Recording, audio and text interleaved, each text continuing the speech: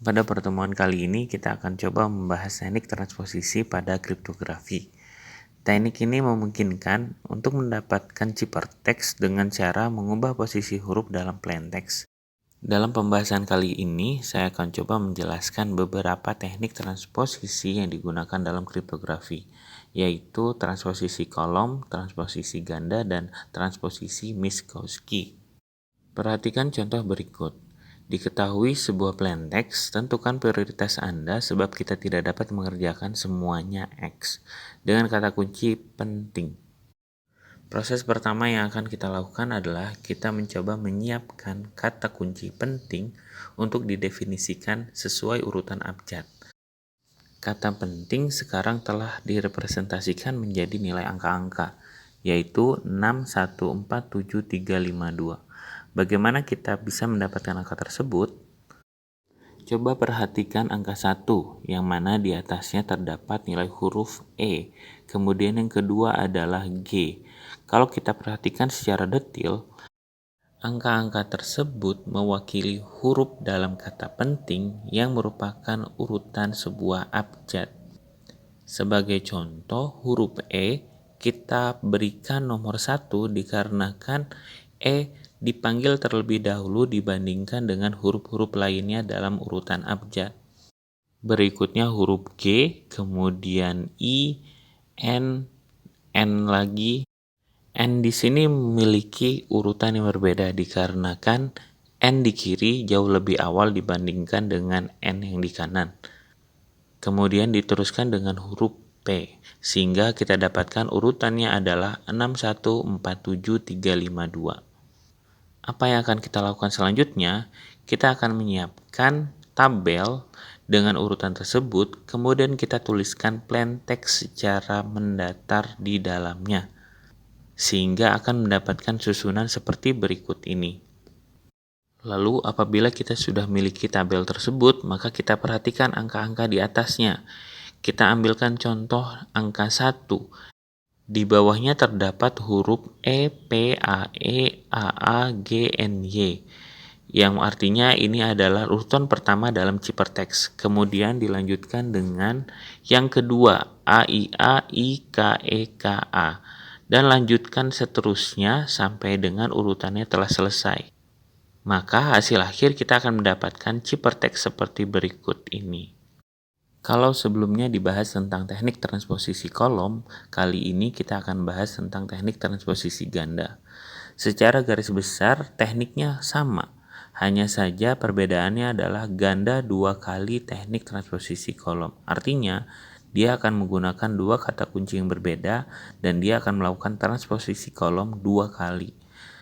Contoh berikut merupakan kelanjutan dari transposisi sebelumnya, di mana hasil ciphertext kita akan gunakan sebagai plaintext untuk transposisi yang kedua.